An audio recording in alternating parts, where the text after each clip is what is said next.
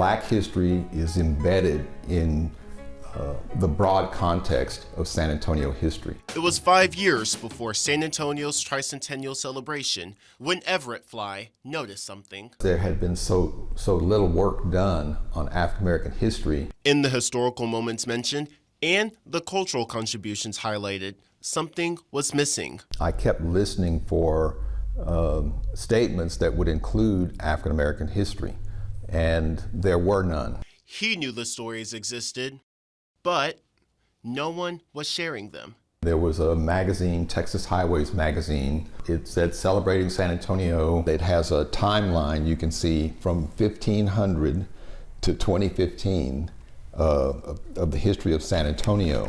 Turning the pages, Hispanic and Mexican people, German, European settlers. Fly read 4 mentions of Black people on a timeline of 500 years. 3 of the 4 just say that they were slaves, and the 4th one says that there was an African American player, George Gervin, on the San Antonio Spurs. So I was not only personally insulted, but broadly insulted. This absolutely had to be corrected. Fly did some research and took that info to George Frederick, a San Antonio native and director of the local nonprofit Hope House Ministries. To piece together parts of history, the two needed a place to work. This was a funeral home, Sudden Mortuary, and it had turned into a crack house.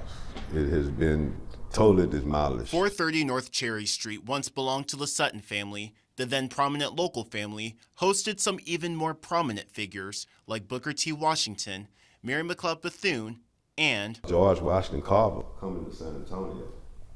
Never heard it in my life.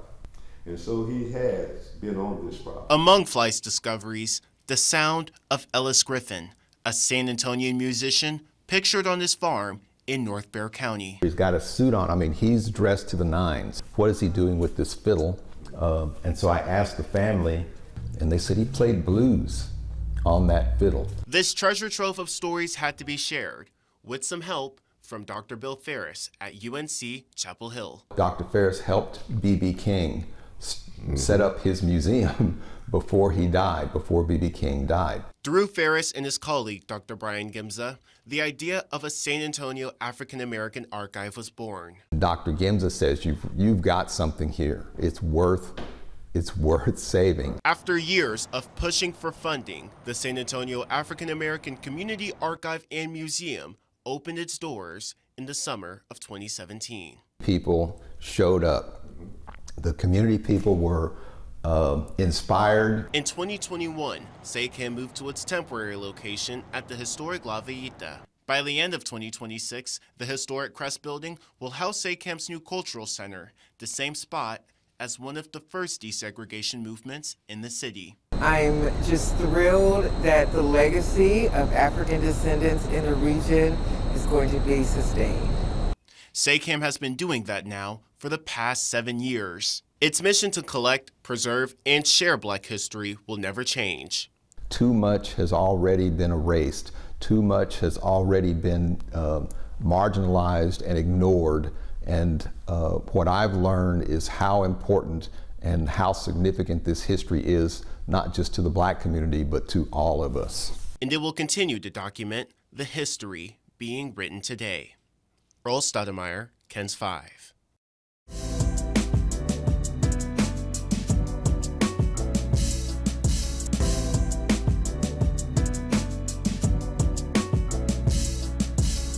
The ZerNona S Black Multi-Generational Community Center holds a special place in the hearts of many here on the East Side. But what about the woman behind the namesake? How would you describe her? You'll have to ask those who are inspired by her life's work. Her spirit lives in this building from the standpoint that it is a spirit of service.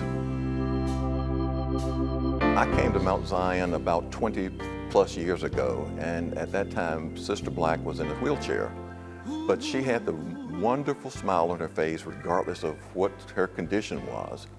And I would describe her as a person that had a heart of gold. The educator and activist also had a heart full of East Side San Antonio, like lifelong resident and visual artist Ronnie Stevens. I basically can remember what I was doing with every stroke. Stevens is a visionary behind both murals at the Multi-Generational Center. There's a picture of when she married Reverend Claude Black. I also have the Meal on Wheels portion where she started the Meal on Wheels up under his umbrella for the East Side. In fact, he says the location of the center is quite familiar. There was a house on Hardeman and 2 apartment buildings right here. Me and my mom and my infant brother lived in the bottom apartment on this very site. James Keon is the chairman of the board for the ZerNona Black Center. He sees big plans ahead for the 10,000 square foot facility that opened December last year. We envisioned when we first started this project was that we would have, I would call it senior daycare. We have a lot of seniors now that are home alone.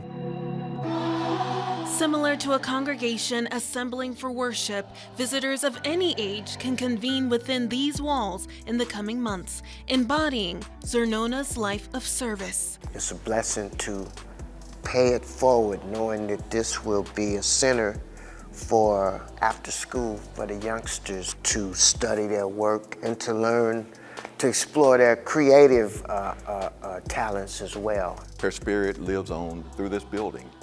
Reporting from the East Side, Simone Simpson, KENS 5.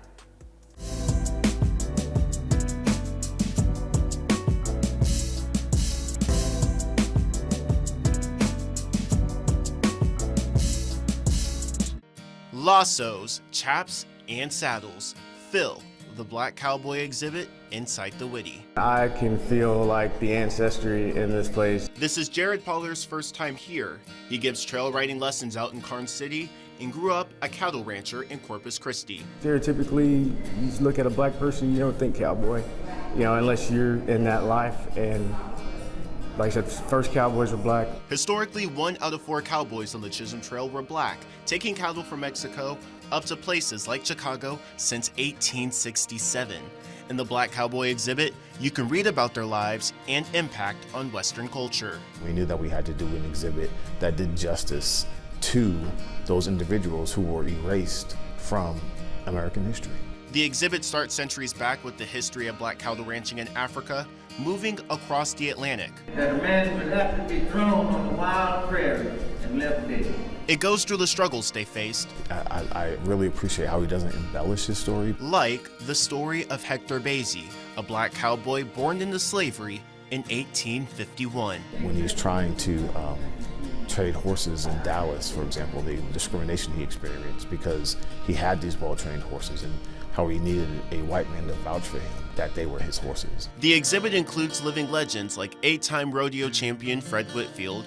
Some legends are generational, like the Wilcox family having roots in Seguin. After emancipation, Henry Wilcox started the Wilcox Ranch outside of Seguin a few miles, and they were actually important in founding Jake's Colony, which is a freedmen's colony. To see all of the names and faces of black pioneers on the frontier, Pollard is carrying on the tradition. I would love to be one of the predominant black cattle ranchers in Texas, and slowly but surely I'm working on it. Riding horseback and wrangling bulls, the story will never end. African American history is just another lens through which we understand American history, right? And you can't really understand American history unless you are able to look at the past through the perspectives of different people. The exhibit will be open until April 6th.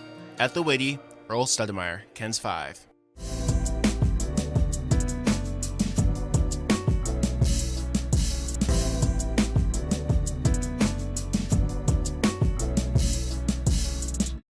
(1910) Eastside San Antonio, a hub for black excellence in a world separated by color. There weren't too many opportunities for men of color at the time to get together publicly. The church served as a safe haven for blacks to gather. Inside Jacob's Chapel United Methodist, Chuck Andrews, the oldest living member of the Courtlandt Social Club, says the founders wanted something more. These fellas wanted to have an activity where they could have a good time. And so they made one rule that the first activity was a picnic. And they said that no children could come to the picnic. Sticking to grown folks' business, the East Side Jolly Boys were created in 1915. The 15 founders would gather each Sunday to eat, drink, play games, and give back to the black community. I don't know if people are really aware of what the value of the Van Courtlandts really were in terms of being able to get things changed here in San Antonio. Some of their efforts included getting paved streets and sidewalks for black San Antonio neighborhoods. The Van Courtlandts also did voting campaigns and rallies for black education. It didn't matter what you were. Not just that you have a bunch of qualifications. It mattered who you were. The applicant be a good man, as determined by the other good men who associated with the club. The club changed its name to the East Side Social Club, then the Van Courtlandt Social Club in 1920. In New York City, there was a park called the Van Courtlandt Park. And it's spelled a little different. Theirs has no U. In court, we spell it just like court. The men partnered with a women's group, the Pals of San Antonio, to support black women in debutante balls. People get to see them. They also get to know about them, know about their endeavors, their academic achievements. It's a tradition the men continue with their wives, sponsoring debutantes and providing scholarships through the Van Courtlandt Auxiliary. They're teaching them the waltz. They teach them the proper etiquette for dining, how to do a promenade. The Van Courtlandts also mentor youth with other groups like 100 Black Men of San Antonio and black fraternities. It's very important that we stand in the gap and are able to show the younger generation what they can do and what they should be doing. They've been wearing the green and old gold for 110 years. I think the future for our organization is driven by our view on sustainability, because that's what it's going to take to get into the next millennium. They want to make sure it continues, recruiting young members, creating a pipeline to continue the legacy. We want to put our footprint and make sure we're doing something economically for the community, putting up something that the community can invest in, be a part of, and a win-win for everybody. Because at the end of the day, if I have a problem or if I have a need, I can call somebody in the Van Courtlandts and they will help me. A brother's bond will never break. On the East Side, Earl Stoudemire, KENS 5.